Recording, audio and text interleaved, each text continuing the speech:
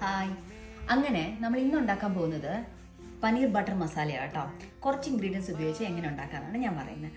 അപ്പോൾ നമുക്ക് ഉണ്ടാക്കിയാലോ?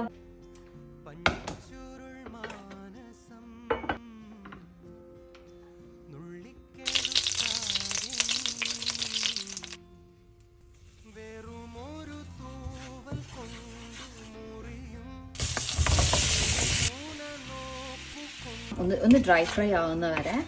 നീ വേണ്ടത് കുറച്ച് കാഷ്യൂ ആട്ടോ.